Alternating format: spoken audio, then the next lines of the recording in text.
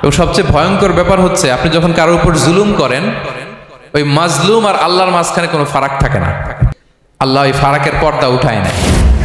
খবরদার, মজলুমের কান্না কখনো বৃথা যায় না। জীবনের কোনো না কোনো সময়ে এর প্রায়শ্চিত্ত আপনাকে করতে হবে। জীবনের কোনো না কোনো সময়ে এর প্রায়শ্চিত্ত করে আপনাকে মরতে হবে।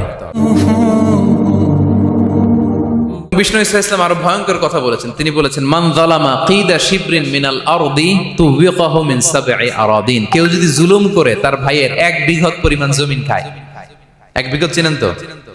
এই যে আমার এই আঙ্গুল থেকে এই আঙ্গুলটা, এটা টান টান করলে যতটুকু জায়গা, এটা বলে 1 বিঘত। শিবের আরবিতে বলে শিবের।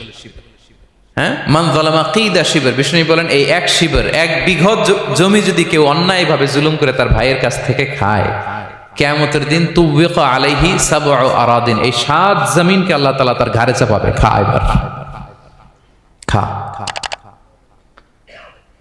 অন্যের জমি খাওয়ার এত শখ ছিল, এবার 7 জমিন ঘাড়ে কর। কিয়ামতের ময়দানে আপনার দেহটার বিশাল আকৃতির করা হবে, এই 7 জমিনকে আপনার কাঁধে তুলে দেওয়া হবে।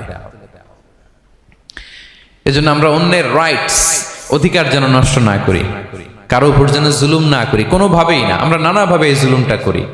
আমরা প্রায় দাদার সম্পত্তি থেকে ফুফুদেরকে বঞ্চিত করি, বাবার সম্পদ থেকে বোনদেরকে বঞ্চিত করি।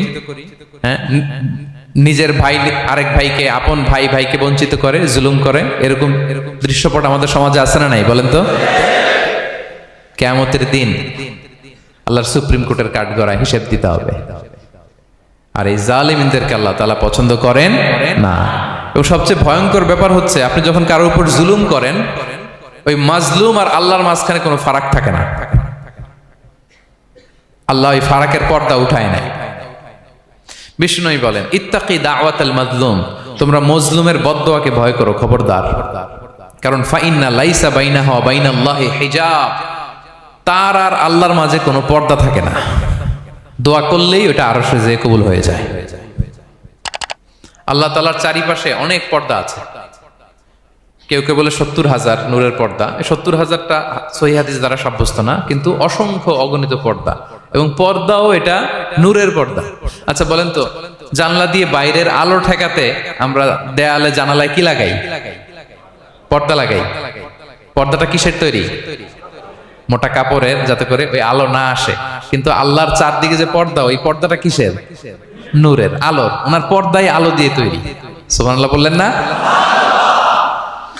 বিষ্ণু বলেন, ইত্তাকি দাওয়াতাল মাজলুম, মজলুমের বদদোয়াকে ভয় করো। ফাইন্না লাইসা বাইনাহা ওয়া বাইনাল্লাহি হিজাব, কেউ যখন মজলুম হয়ে কেঁদে বদদোয়া করে, তার আর আল্লাহর মাঝে ওই পর্দা থাকে না। বদদোয়া করছে, ডাইরেক্ট কবুল।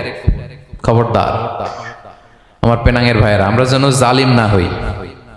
In it's any form, operation in it's any form, যেই কোনো ভাবে, যেই কোনো ক্ষেত্রে, যেই কোনো ধরনের হইতে পারে জুলুম। কাউকে আপনি ছোট্ট কোনো কাজে ঠকালেন, বন্টন নীতিতে ঠকালেন, হ্যাঁ, জমি মেরে দিয়ে ঠকালেন, আমানত মেরে দিয়ে ঠকালেন, ইন ইটস এনি ফর্ম যদি জুলুম করে থাকেন, খবরদার, মজলুমের কান্না কখনো বৃথা যায় না। মজলুমের কান্না কখনো বৃথা যায় না। জীবনের কোনো না কোনো সময়ে এর প্রায়শ্চিত্ত আপনাকে করতে হবে। জীবনের কোনো না কোনো সময়ে এর প্রায়শ্চিত্ত করে আপনাকে মরতে হবে। তাহলে কোন বিশ্বাসী কি জালিম হতে পারে? কারণ ইন্নাল্লাহা লা ইউহিব্বুল